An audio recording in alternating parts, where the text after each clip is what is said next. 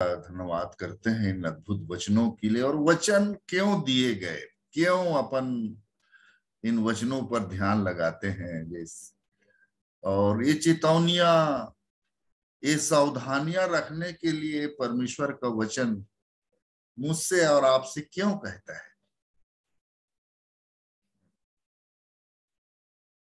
कोई गवाही तो नहीं रखना चाहते हैं, क्योंकि 10-15 मिनट रह गया है, 15 मिनट। कुछ बातों को जो मैं वचन से सीखा हूं या सीखता रहता हूं, उन बातों को मैं आप लोगों के मध्य रखना चाहूंगा। याकूब उसका 1 अध्याय, उसका 19 से 24 वचन तक मैं पढ़ूंगा। याकूब 1:19 से 24, जहां पर ऐसा लिखा है, हे मेरे प्रिय भाइयों, यह बात तुम जान लो, हर एक मनुष्य सुनने के लिए तत्पर और बोलने में धीर और क्रोध में धीमा हो, क्योंकि मनुष्य का क्रोध परमेश्वर के धर्म का निर्वाह नहीं कर सकता। इसलिए सारी मलिनता और वैर भाव की बढ़ती को दूर करके उस वचन को नम्रता से ग्रहण कर लो जो हृदय में बोया गया और तुम्हारे प्राणों का उद्धार कर सकता है। परंतु वचन पर चलने वाले बनो, और केवल सुनने वाले ही नहीं, जो अपने आप को धोखा देते हैं।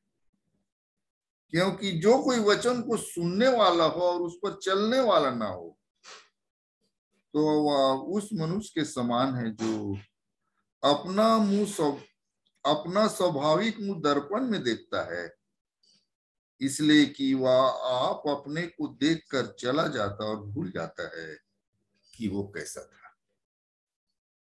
प्रभु मेरी और आपकी सहायता करें इन वचनों से, कि आप देख रहे हैं काफी दिनों से मैं और आप इस भांति एकत्र होते हैं, और प्रतिदिन प्रभु ने अनुग्रह किया कि कोई ना कोई मेरा भाई या मेरी बहन या प्रभु के जो दास हुए, कुछ ना कुछ वचन मेरे और आपके, और वो वचन हमसे बातचीत करता है।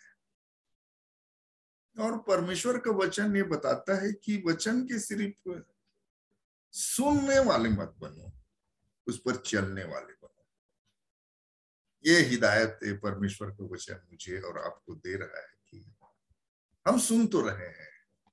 प्रभु का धन्यवाद। पहले तो सुनते भी नहीं थे, क्योंकि प्रकाशित वाक्य 1 उसका 3 वचन क्या कहता है?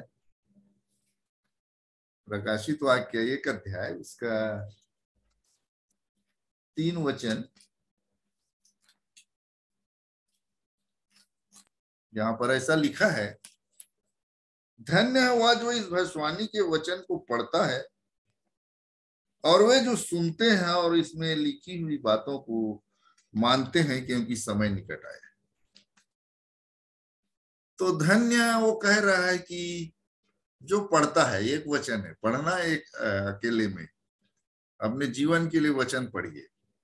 और धन्य है वे जो सुनते हैं, और धन्य वे भी हैं जो इसमें लिखी हुई बातों को मानते हैं। ऐसा प्रकाशित वाक्य 1:3 में कहता है कि, परंतु जब आप मत्ती 7 उसका 21 वचन को पढ़ेंगे, वहां पर एक और बात बोलता है। मत्ती 7 उसका 21 वचन किसी को याद है? मत्ती 7:21, जो मुझसे हे प्रभु कहते उसमें से हर एक स्वर्ग के राज में प्रवेश नहीं करेगा, आगे परंतु तो मेरे पिता की इच्छा पर चलता है। कौन प्रवेश करेगा? जो पिता की जो इच्छा पर मेरे स्वर्गीय पिता की इच्छा पर चलता है। बहन को धन्यवाद कि वहां पर धन्य तो कह रहा है वो, कि जो पढ़ता है, जो सुनते हैं और जो मानते हैं, उनको धन्य कह रहा है। पर प्रवेश करने की बात जब आ रही है, तो वहां कहता है कि जो मुझे हे प्रभु कहता है, उनमें से हर एक स्वर्ग के राज में प्रवेश नहीं करेगा, प्रवेश वही करेगा जो मेरे स्वर्गीय पिता की इच्छा पर चलने वाला प्रवेश करेगा। और मैं परमेश्वर पिता का धन्यवाद करता हूं कि प्रभु ने ये अनुग्रह मुझ पर और आप पर किया कि हम प्रतिदिन परमेश्वर के वचन को पढ़ते हैं, सुनते हैं और उनकी बातों को मानते हैं। और सबसे बड़ी बात, उस वचन के आईने में मैं और आप अपने चाल चलन की चौकसी करते, अपने चाल चलन को देखते हैं मैं और कि उस वचन के अनुसार मेरा जीवन है या नहीं, इसको चेक करते हैं। ये सबसे बड़ी बात है। क्यों परमेश्वर चाहता है इस तरह से चेक करना? उसकी प्लानिंग क्या है मेरे और आपके लिए? एक मनुष्य के लिए उसकी प्लानिंग क्या है? आप देखेंगे कि पुराना नियम जो वचन में लिखा है कि जो भी बातें उन पर पड़ी वो दृष्टांत की रीति पर है और हमारी चेतावनियों के लिए है, जो जगत के अंतिम समय में रहते हैं उनके लिए लिखी गई है। ऐसा पहला कुरिन्थी 10:11 जब आप देखेंगे तो वहां ऐसे लिखा हुआ है। तो आप देखेंगे कि पुराना नियम जब परमेश्वर ने दासत्व के घर से इजरायलियों को छुड़ाया और आप देखेंगे कि उनकी जो यात्रा थी इजरायलियों की, एक देश से दूसरे देश की यात्रा थी। दासत्व के घर से कनान की यात्रा थी। मेरी और आपकी यात्रा कहां से कहां तक है? ये सड़ाहट से छुड़ाकर उस स्वर्गीय जीवन में ले जाने की यात्रा है। तो जब उनको देखिए, जब एक देश से दूसरे देश ले जाने की बातें हो रही थी, व्यवस्था विवरण 6 अध्याय उसका 1 से 9 वचन पढ़िए। तो कोई भी एक जन जल्दी से पढ़ेंगे। बेटी प्रणीति को धन्यवाद। प्रभु ने बेटी को आज फिर से, कल भी जुड़ी थी मेरी बेटी, आज भी प्रभु ने उनकी सहायता की है। बेटी को बहुत बहुत धन्यवाद। देखिए व्यवस्था विवरण 6 उसका 1 से 9 वचन क्या कहता है। कोई भी जल्दी से पढ़ेंगे, नहीं तो फिर मैं यह वह आज्ञा और वे विधियां और नियम हैं जो तुम्हें सिखाने को तुम्हारे परमेश्वर यहोवा ने आज्ञा दी है कि तुम उन्हें उस देश में मानो जिसके अधिकारी होने को पार जाने पर हो। हाँ, मतलब परमेश्वर मूसा के द्वारा कुछ बातों को उस प्रजा के सामने रख रहा है जिसको उसने दासत्व के घर से छुड़ाया है। पाप गुनाह मुझे और आपको भी परमेश्वर ने पाप गुनाह अंधकार के जीवन से छुड़ा लिया, तो उनको कुछ कुछ हिदायत दे रहा है। हाँ वो बेटा पढ़ तो आगे। और तू और तेरा बेटा और तेरा पोता यहोवा का भय मानते हुए उसकी उन सब विधियों और आज्ञाओं पर जो मैं तुझे सुनाता हूँ अपने जीवन भर चलते रहें, जिससे तू बहुत दिन तक बना रहे। हे इस्राएल, सुन और ऐसा ही करने की चौकसी कर, इसलिए कि तेरा भला हो और तेरे पितरों के परमेश्वर यहोवा के वचन के अनुसार उस देश में जहां दूध और मधु की धाराएं बहती हैं तुम बहुत हो जाओ। देखो क्या परमेश्वर क्यों ये हिदायत दे रहा है, कहां पहुंचा रहा है वो?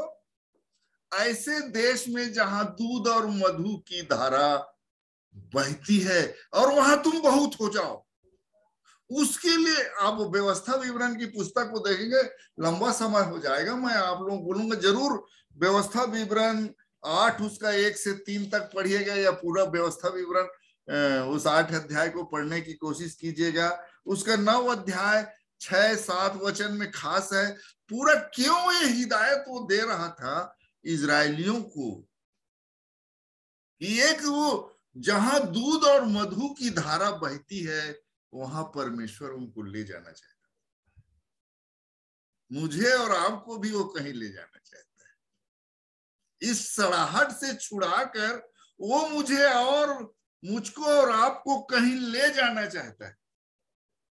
जैसे यूहन्ना 14:1 से पढ़ेंगे तो यूहन्ना रचित सुसमाचार पढ़ते हैं, जानते हैं, पर प्रभु सहायता करे मेरी भी और आपकी भी। क्या यीशु क्या बोल रहा है अपने चेलों को? यूहन्ना 14:1 से आगे, हाँ तुम्हारा मन व्याकुल ना हो, हाँ, परमेश्वर पर विश्वास रखो और मुझ पर भी उस पर विश्वास भी रखो। विश्वास रखो। आगे, मेरे पिता के घर में बहुत से रहने के स्थान हैं, हाँ यदि ना होते तो मैं तुमसे कह देता, आगे, क्यों क्योंकि मैं तुम्हारे लिए जगह तैयार करने जाता हूँ। हाँ और यदि मैं जाकर तुम्हारे लिए जगह तैयार करूं, तो फिर आकर तुम्हें अपने यहाँ ले जाऊंगा, कि जहाँ मैं रहूं वहां तुम भी रहो। कितना आशीषित वचन है मेरे आदरणीयों। क्या इच्छा है हमारे प्रभु की, क्या चाहता है, वो कहाँ पहुंचाना चाहता है। मैं और आप जो सड़ाहट का जीवन जी रहे थे लगा रहा हूं मैं, जी रहे हैं, प्रभु सहायता करे मेरी और आपकी। हम जो सड़ाहट के जीवन में जी रहे थे, वहां से छुड़ाकर क्या कह रहा है वो? हमारे प्रभु की ये इच्छा है मेरे आदरणीयों, कि जहां मेरा प्रभु है वहां मैं और आप भी रहें। इसलिए सावधानी की जरूरत है। इसलिए प्रतिदिन वचन के आईने में मुझे और आपको अपने जीवन को देखने की आवश्यकता है। क्यों एक से दूसरा दिन, दूसरे से तीसरा दिन, एक से दूसरा पल मुझे और आपको प्रभु दिखा रहा है। वो जान रहा है कि मेरी बेटी और मेरे बेटे आज भी वहां तक नहीं पहुंचे जहां तक मैं इन्हें पहुंचाना चाहता हूं। इसलिए वो मुझे और आपको अवसर देता है कि ये मेरी बेटी देखे, बहुत सी बातों को जान गए हैं, आज बहुत सी बातों को और जानना बाकी है। इसलिए उसने उम्र मुझे और आपको दी है। हमको इस सुख विलास में जीने के लिए नहीं बुलाया उसने। इब्रानी 11 अध्याय है क्या, उसका 9 और 10 वचन देखिए तो क्या कहता है। इब्रानी 11 अध्याय उसका 9 और 10 वचन।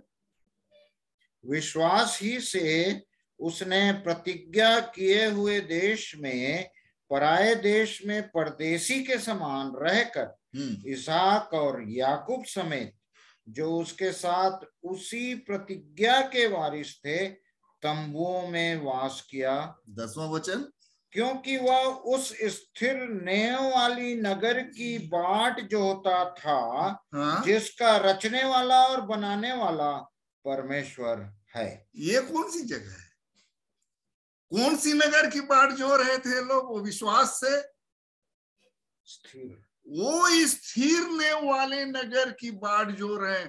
इसके बारे में जिस पृथ्वी पर मैं और आप रहते हैं, वचन में लिखा है ये क्या कर दिया जाएगा? हिला दिया जाएगा, जला दिया जाएगा। तो ये हमारा नगर नहीं है। वो लोग वो एक स्थिर वाले नगर की बाट जो रहे थे, जिसका रचने और बनाने वाला पर वहां पहुंचाना चाहता है परमेश्वर, उस नगर में। जैसे अब 2 कुरिन्थी 5 अध्याय को पढ़ेंगे तो वहां क्या लिखा है? 2 कुरिन्थी 5 अध्याय 1 वचन से याद है ज्योति बहन? 2 कुरिन्थी 5:1। क्योंकि हम जानते हैं, ये लिख रहा है, क्या लिख रहा है? क्योंकि हम जानते हैं कि जब हमारा पृथ्वी पर का डेरा सरीखा घर गिराया जाएगा, तो हमें परमेश्वर की ओर से, किसकी ओर से? परमेश्वर की ओर से स्वर्ग पर एक ऐसा भवन मिलेगा जो हाथों का बना हुआ नहीं, परंतु चिर स्थायी है। वो हिल नहीं सकता, चिर स्थायी, अनंत तक बना रहेगा। ऐसा घर में पहुंचाना चाहता है। इसलिए बार बार अपने वचन के द्वारा सावधान रहने के लिए, चौकस रहने के लिए बार बार प्रतिदिन में आप कोई भी जो वचन रखते हैं, कुछ न कुछ चेतावनी, कुछ बातों की ओर ध्यान, इस पर ध्यान करो, उस पर ध्यान करो, उस क्रूस की तरफ ध्यान करो जहां पर मेरे और आपके लिए उद्धार का काम पूरा हुआ। इस तरह परमेश्वर का वचन प्रतिदिन मुझे और आपको सिखाता है मेरे प्रिय। उसकी बार बार चेतावनी मुझको और आपको देता है, क्योंकि एक ऐसा नगर है, अगर हम वहां से चूक गए तो बहुत बड़ी बाजी हार जाएंगे मैं और आप। हम जुड़ते तो हैं, वचन को पढ़ तो रहे हैं, पर क्या उन वचनों के माध्यम से मैं और आप अपने चाल चलन की चौकसी करते हैं, अपने चाल चलन पर ध्यान देते हैं, अपने विचारों पर मैं और आप ध्यान देते हैं? कैसे दिन को मैं और आप व्यतीत करते जाते हैं? कहां पर खोए हुए हैं? क्या परमेश्वर के वचन और इन सारी बातों से हटकर मैं और आप सोचते रहते हैं जैसे एक संसार का व्यक्ति का सोच है? वैसा सोच तो नहीं है मेरा और आपका, क्योंकि रोमियो 12 में है ना, तुम्हारे मन के नए हो जाने से तुम्हारा चाल चलन बदल जाए, ऐसा बोलता है। मतलब मन का नया होने से इफेक्ट कहां पर पड़ जाए? मेरे और आपके चाल चलन पर पड़ जाए, हमारी सोच पर पड़ जाए। पहले हम सोचते थे कि बढ़िया से नौकरी हो जाए, बच्चे मेरे पास, अच्छा कोई एक बढ़िया घर हो जाए, सारी सुख सुविधाएं जो इस पृथ्वी की हैं मिल जाए। इधर ध्यान था, इधर बढ़ने की कोशिश कर रहे थे मैं और आप, पर परमेश्वर का धन्यवाद हो कि उसने ऐसा अद्भुत करुणा किया कि ये तो सब होता रहेगा। अब हमारे पास एक स्थिर नेव वाले नगर में जाने का चांस प्रभु ने हमें दिया, हमको बुलाया। और जैसे अभी गाना उसमें है ना, इब्रानी 10 अध्याय देखे तो प्रभु सहायता करे मेरी और आपकी।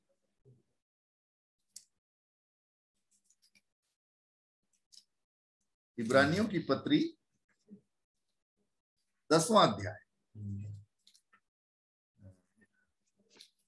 19 वचन से हमें सोचता हूं। इसलिए है भाइयों, हाँ, इसलिए है भाइयों, जब हमें यीशु के लहू के द्वारा उस नए और जीवते मार्ग से पवित्र स्थान में प्रवेश करने का इरादा हो गया। यीशु का लहू हमें ऐसा का मार्ग प्रशस्त कर दिया मेरे और आपके पापों को क्षमा करके कि हमें उस जीवते और सच्चे मार्ग में प्रवेश करने का ही हो गया। यहाँ की बुलाहट दे दिया, उस जीवते मार्ग में प्रवेश करने। आगे पढ़िए।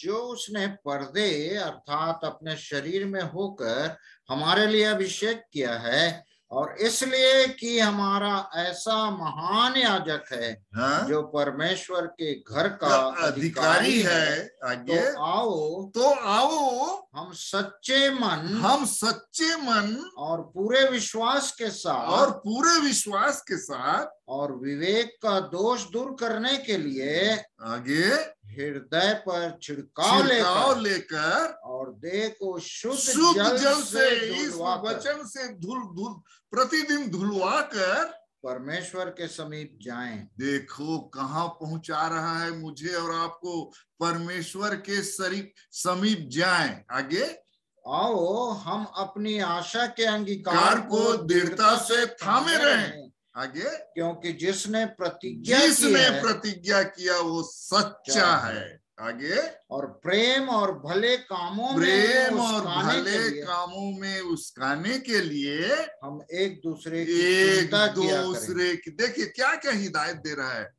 भले कामों में प्रेम और भले कामों में उसकाने के लिए एक दूसरे की चिंता करें। आगे और एक दूसरे के साथ इकट्ठा होना न छोड़ें, आगे जैसे कि कितनों की रीति है। आगे पर एक दूसरे को समझाते रहें, और ज्यों उस दिन को निकट आते देखो त्यों और भी अधिक किया करो। प्रभु मेरी और आपकी सहायता करे मेरे आदरणीय। परमेश्वर का वचन हमें ये सिखा रहा है, एक दूसरे की चिंता किया करें, एक दूसरे को संभालें, एक दूसरे को समझाएं, एक दूसरे को आगे बढ़ाने की कोशिश करें। जो भी आप जानते हैं, जितना भी आप जानते हैं, एक दूसरे को संभालने की कोशिश करें, एक दूसरे के लिए आशीष के कारण बन जाए। इसलिए प्रभु प्रतिदिन अपने दासों के द्वारा, अपने बच्चों के द्वारा अपनी मनसा को मेरे और आपके जीवन के लिए प्रकट करता है कि एक स्थिरने वाला नगर है मेरा और आपका। अब इसको पढ़ लीजिएगा 11 अध्याय को, विश्वास की पत्री जो है इब्रानी 11 अध्याय को, कैसे उसका 13 में भी है क्या, इब्रानियों 13 अध्याय उसका 13 वचन से आगे पढ़ेंगे। वे सब विश्वास ही की दशा में मरे। 13 का 13 से, इसलिए आओ उसकी निंदा अपने ऊपर लिए हुए हाँ, छावनी के बाहर उसके पास निकल चले। आगे, क्योंकि यहाँ हमारा कोई स्थायी नगर नहीं, यहाँ हमारा कोई स्थायी नगर नहीं, वरन हम एक आने वाले नगर की खोज में हैं। एक आने वाले नगर की खोज में है। इसलिए हम उसके द्वारा स्तुति रूपी बलिदान, हाँ, अर्थात उन होठों का फल हाँ, जो उसके नाम का अंगीकार करते हैं, परमेश्वर की को सर्वदा चढ़ाया करें। प्रभु सहायता करे मेरे आदरणीयों। वो स्वर्गीय यरूशलेम, स्थिर वाला नगर प्रभु ने यहाँ पहुंचाने की प्रतिज्ञा मुझे और आपको दी है, और उस नगर में रहकर हम उस नगर की उन्नति के कारण बन जाए। प्रभु मुझ पर और आप सब पर दया करें। इन वचनों पर ध्यान दीजिए, बहुत ही चौकसी भरा जीवन हो, क्योंकि बार बार वचन कहता है, मैं उसका 12 का 14 वचन से, इब्रानी के 12 के 14 वचन से कैसे वो हिदायत देता है। मैं सब इन हिदायतों पर बड़ा ध्यान करता रहता हूं मेरे प्रियो। क्या कहता है देखिए तो, सबसे मेल मिलाप रखने और उस पवित्रता के खोजी हो जाओ, जिसके बिना कोई प्रभु को कदापि ना देखेगा। इस तरह का वचन है मेरे प्रियो। कितना सावधानी रखना, कितना सावधानी। बहुत से ऐसे वचन हैं जो मुझे चौकस रहने की सलाह देते हैं।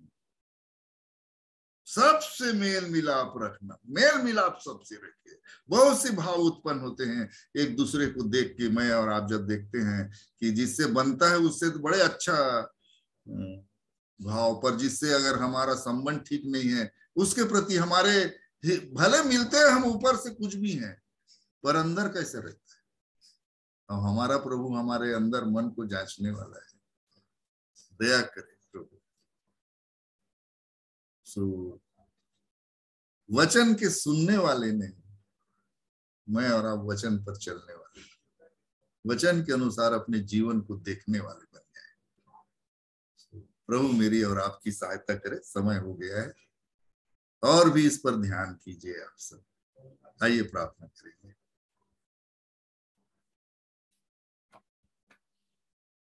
समर्थी पिताजी, यीशु मसीह में धन्यवाद करते हैं आपके अद्भुत प्रेम के लिए। आप प्रतिदिन प्यारे प्रभु जी अपने वचन से हमें सिखाते हैं कि हम आपके समीपी में पाए जाए। आप नहीं चाहते हम संसार के साथ नाश हो जाएं, इसलिए आप अपने वचन को हम तक पहुंचाते हैं प्यारे प्रभु जी, कि हम अपने जीवन को देख सकें। और आप अपनी मनसा को प्रकट करते हैं कि आपने जो कल्पना हम सबों के लिए किया है प्यारे प्रभु जी, आपका वचन बताता है कि हानि की नहीं है, लाभ की है। और उसी को आप अपने आत्मा के द्वारा, अपने दास भक्तों के द्वारा आप हमारे जीवन के लिए प्रकट करते हैं। मैं आपके नाम का धन्यवाद करता हूँ। आप अपने साथ हमें रखना चाहते हैं, जैसा आपके वचन से हमने पढ़ा कि आपकी पवित्र मनसा यही है प्यार प्रभु जी की जहां आप हैं वहां हम भी रहे।